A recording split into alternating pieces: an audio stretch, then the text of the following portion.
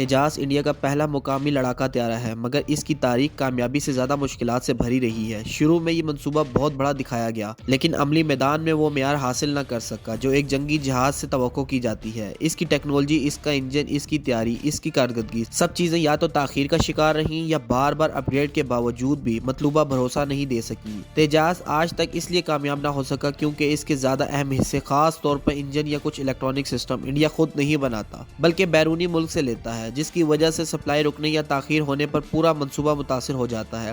دوسرا مسئلہ یہ ہے کہ اس کی پروڈکشن بہت سست ہے، ایک سال میں جتنے جہاز تیار ہونے چاہیے وہ نہیں بن پاتے۔ تیسری کمزوری اس کی ڈیزائن کی ہے۔ ڈیلٹا ونگ ڈیزائن اگرچہ رفتار کے لیے اچھا ہوتا ہے، مگر کم اونچائی پر تیز منور میں خطرناک حد تک لفٹ کم ہونے کا امکان رہتا ہے۔ پھر اس پر کوالٹی کنٹرول کے ایشو بھی وقتاً فوقتاً سامنے آتے رہے، جو اس پورے پروگرام کو کمزور کرتے رہے۔ اب بات آتی ہے حالیہ دبئی ایئر شو کے کریش کی۔ یہ حادثہ اس وقت ہوا جب انڈین پائلٹ ایروبیٹک ڈسپلے کر رہا تھا۔ طیارہ ایک تیز زاویے پر مڑتے ہوئے اچانک زمین کی طرف گر گیا اور چند سیکنڈ میں زمین سے ٹکرا کے آگ کا گولہ بن گیا۔ ماہرین کے مطابق ممکن ہے کہ پائلٹ پر اچانک زیادہ جی فورس آئی ہو، جس سے اسے وقتی کنٹرول نہ ملا، یا طیارہ کم اونچائی پر منور کرتے ہوئے لفٹ کھو بیٹھا ہو، جو کہ اس ڈیزائن کی ایک جانی پہچانی کمزوری ہے۔ کچھ ماہرین نے یہ بھی کہا ہے کہ شاید انجن کی طاقت کم ہوئی ہو یا کنٹرول سسٹم نے ساتھ نہ دیا ہو، لیکن اصل وجہ انکوائری کے بعد ہی سامنے آئے گی۔ سادہ الفاظ میں کہیں تو تیجاس ایک اچھا منصوبہ تھا، مگر بہت زیادہ خامیوں کے ساتھ تیار ہوا، اور دبئی ایئر شو کا حادثہ ان خامیوں کی عملی مثال بن گیا۔